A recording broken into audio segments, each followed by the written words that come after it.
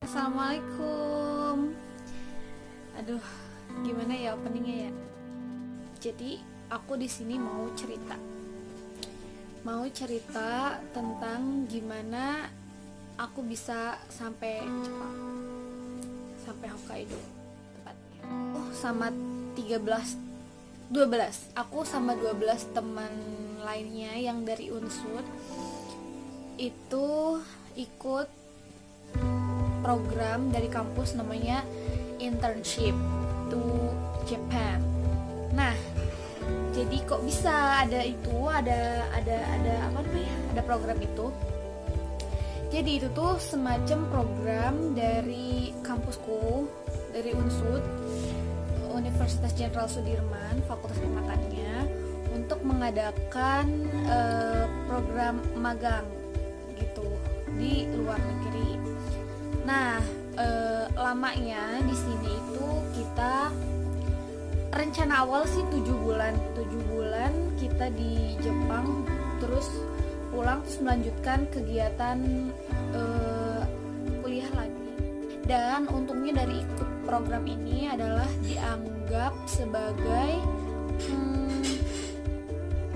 SKS, dihitung sebagai SKS. Jadi boleh dianggap untuk untuk kerja praktek, nantinya bikin laporan KP, dan itu dianggap sama pihak kampus, atau juga bikin skripsi dan penelitiannya di sini gitu kalau nggak salah, kayak gitu kalau yang buat S1.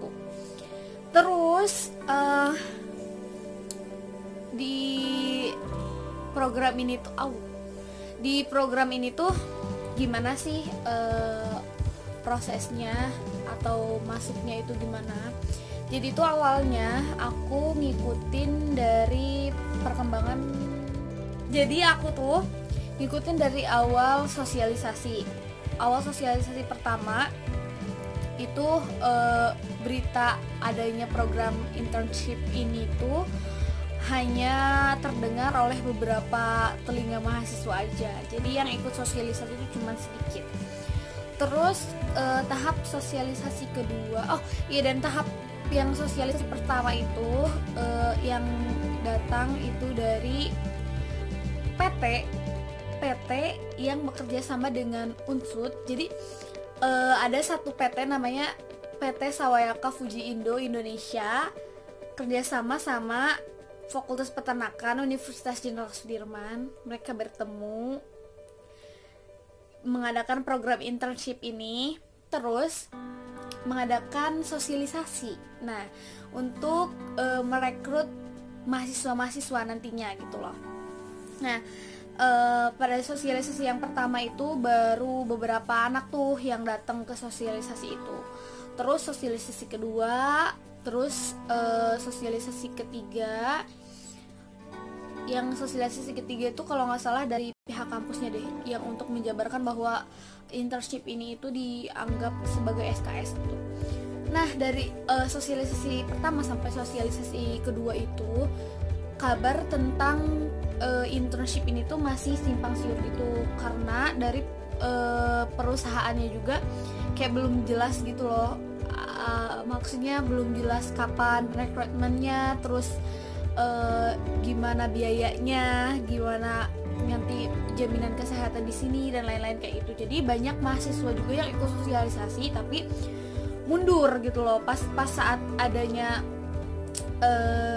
interview itu gak pada datang malah gitu loh. Ada juga yang beberapa lagi KP gitu dan gak bisa hadir di interview itu. Jadinya yang interview waktu itu tuh 25 orang kalau nggak salah, 25 orang yang ikut interview. Dan yang nge-interviewnya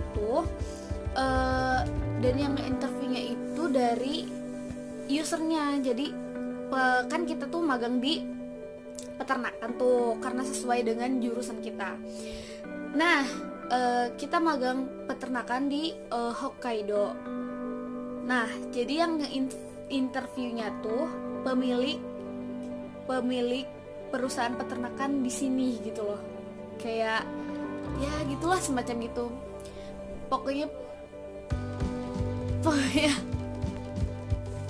Nah gitu, terus datanglah tuh dari pihak PT Sawayaka sama dari orang Jepangnya kesini langsung, ke Indonesia langsung gitu. Terus interview berjalan 3 kali apa ya, 3 kali interview kalau nggak salah tuh. Itu interviewnya di kampus BTW, jadi mereka yang datang ke kampus ngerekrut mahasiswa-mahasiswa yang berminat gitu. Pada saat itu interviewnya ya gitu, kayak dikasih pertanyaan-pertanyaan yang dilontarkan mereka tuh ya kayak interview mau kerja kayaknya deh, kayak gitulah. Soalnya aku belum pernah interview kerja sih sebenarnya, tapi ya semacam gitulah. Terus pengumumannya itu diumumkan hari itu juga. Jadi mereka tuh berapa orang ya, yang punya perusahaan itu ada 6 orang kalau nggak salah. Terus sama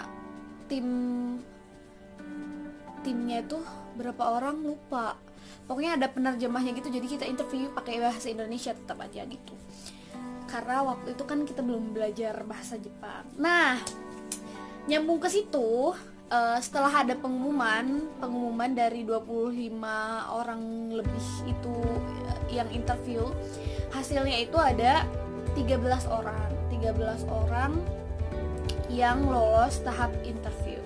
Dan 13 orang itu diharuskan untuk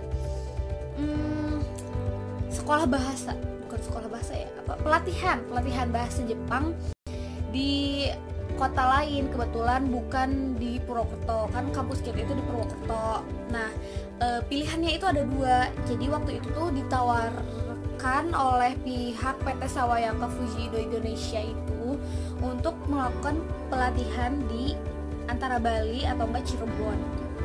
Karena kita di Purwokerto, Jawa Tengah itu lebih dekat ke Cirebon daripada ke Bali. Jadi kita sepakat yang 13 orang itu sepakat untuk memilih tempat pelatihannya itu di Cirebon aja gitu. Karena kan lebih dekat ke kampus, juga bisa bolak-balik kalau misalnya ada urusan akademik dan lain-lain kayak gitu. Gitu.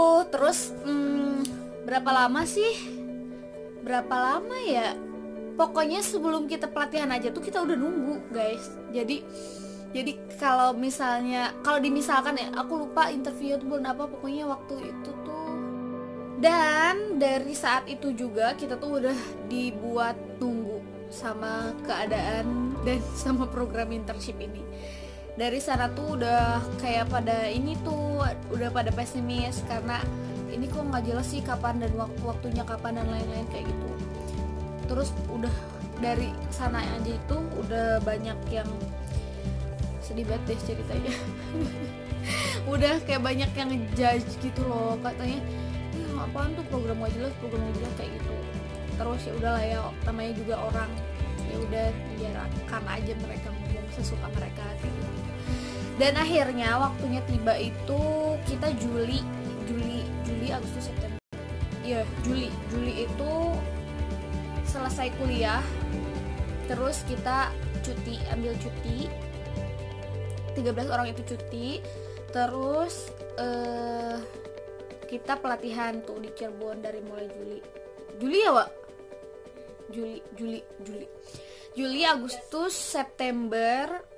Kita tuh dikasih taunya tuh kalau misalnya pelatihannya itu cuma 3 bulan gitu, abis itu berangkat gitu loh. Rencananya dan ceritanya tuh kayak gitu. Kita tuh udah pelatihan di sana, pelatihan bahasa yang sangat luar biasa banget, karena itu baru pertama kali buat aku sendiri buat ikut pelatihan bahasa kayak gitu. Jadi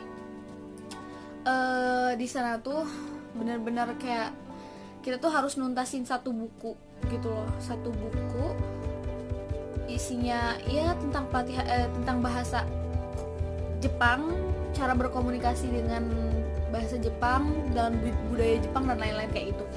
Itu tuh harus dalam waktu 3 bulan gitu kan. Terus bulan September tuh udah bab akhir tuh, kita tuh udah bab akhir, udah pada optimis mau lulus lulus pelatihan bahasa gitu. Karena di sana juga kita udah kayak capek gitu loh, nggak capek fisik sih, capeknya capek otak. Dan udah bulan September itu tuh ternyata kita disuruh nunggu lagi sama pihak Sawayakanya, katanya tunggu, katanya COE-nya masih diurusin itu, COE Certificate of Eligibility gitu, izin tinggal lebih dari 6 bulan, izin tinggal lama di luar negeri kayak gitu. Nah COE-nya tuh nggak turun-turun ternyata, terus sampai kita ke bulan Oktober itu kita nunggu lagi tuh karena belum turun.